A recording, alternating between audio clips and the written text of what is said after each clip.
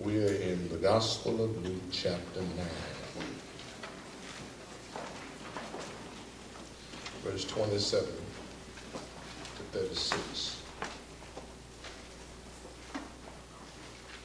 I'm just going to read verse 27 now, because you'll get to other verses as we go through, if the Lord is so kind. But I tell you truly, there are some standing here who shall not taste death till they see the kingdom of God. May the Lord add a blessing to the reading and hearing of his word. You may be seated.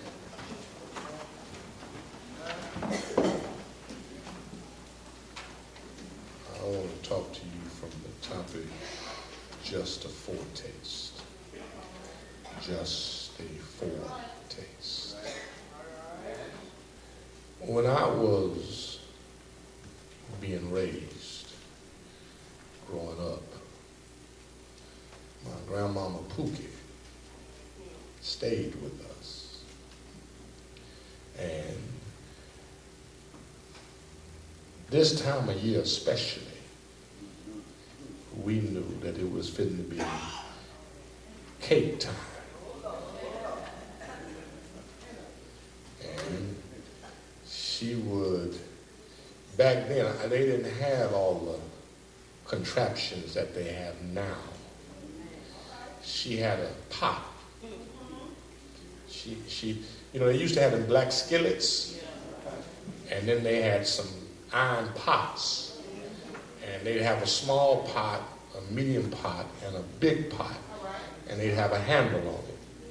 I've seen some pots like that lately, and they have the plastic or the rubber over the handle, but her pot didn't have no on there. It was just a steel handle that came out the steel pot.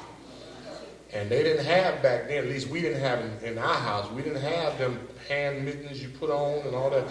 You just had to grab a dish towel and put it around the handle, and that's how you grabbed it, y'all.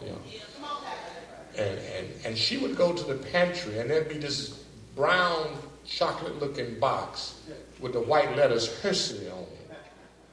Didn't go to the refrigerator now. She went to the pantry. And in that box, there was chocolate. And she'd take that chocolate and open the box up, take it out, and put it in the pot. Now, I'm assuming, I don't know, I assume she may have added some water to it. I don't know. She may not have, but she might have added some butter to it. I don't know. But she put it in the pot. And she'd cook it. And after a while, she'd whip it, y'all. Am I somewhere about right with this, y'all? Y'all remember that? And then she poured out the pot into a bowl and whip it some more. And so now, if you had been a good boy, you could get the pot and the spoon and the bowl. You were getting a foretaste. You were getting a preview of things to come. And you knew how to, when it was getting close to time, because I was the oldest one, I knew how to act better a year or two before my sister and brother caught on. I knew how to get the bowl, and I had it all going on. I'm just talking, y'all. Y'all don't have to pay no attention to me. Yeah. And it was always an enjoyable time, because in November, my mother had a birthday, then there would be Thanksgiving, and then my birthday, and in December, my sister would have a birthday, and then Christmas. So it was, everybody's birthday got a cake. Now, my mama did not let you bother her cake. She cut you a slice, and that's all you got. And you did it, and my grandmother would save the bowl for my mother. I might get the pot or the spoon, but the bowl was mine. And my mother used to get kind of indignant about that bowl of leftover. Because I look at it, she said, I don't know what you're looking at. This ain't for you.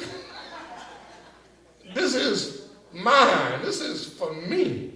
And she goes so far as to say, my mama made this for me. And when my birthday would come, it would be my turn. But, then my sister and brother had to get the little pot and the spoon, and I got left with the bowl. So, but it was always an anticipatory event. It was always an excitable event. It was always a time of joyousness because you knew good things were still up the road.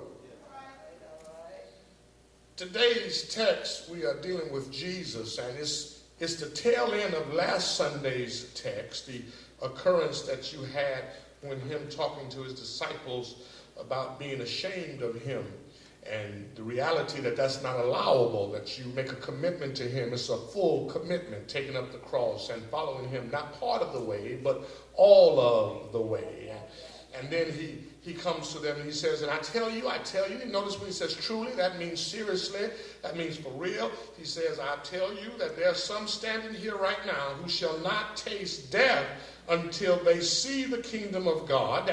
And we know that all those men died sometime after Jesus.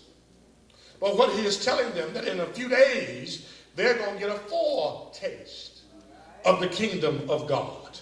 And that they will see the reality of the kingdom of God, and they will be able to experience a small portion of what the kingdom of God is going to be like. Now, one of the things that you have to understand is that we cannot, in the totality of our imagination, comprehend the kingdom of God because our minds cannot comprehend the majesty of God. We can't comprehend the glory of God. We can't comprehend the might of God. We can't comprehend the power of God. We cannot comprehend all there is about God because our minds are being limited, cannot take that which is without limit. So therefore, we cannot, in the small compactness of our imagination, imagine truly how glorious and glamorous it's going to be when we see God.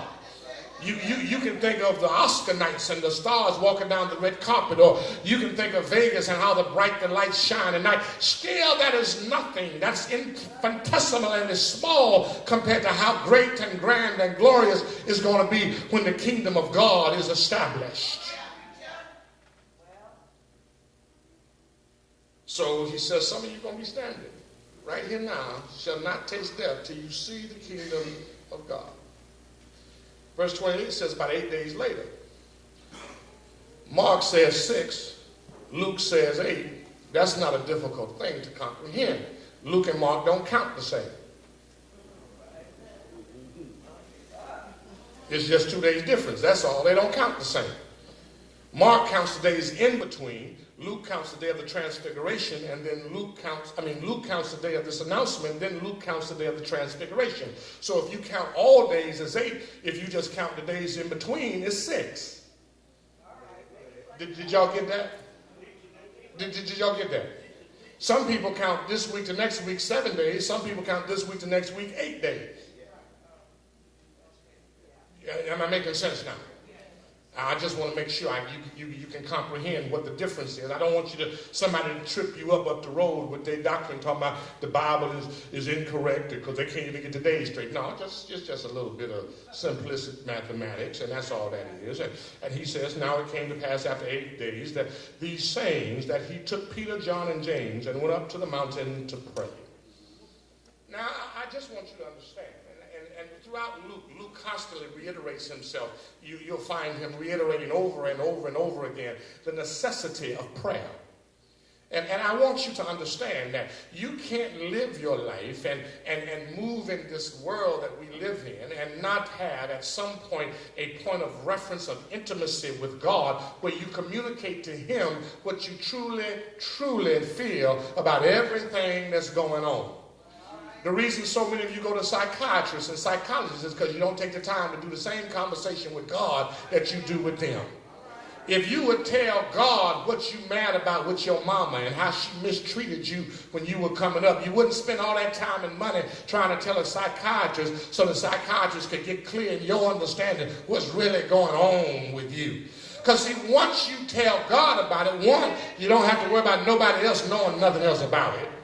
And number 2, when you tell God about it, you will feel free about it. And number 3, when you tell about it, you can forget about it.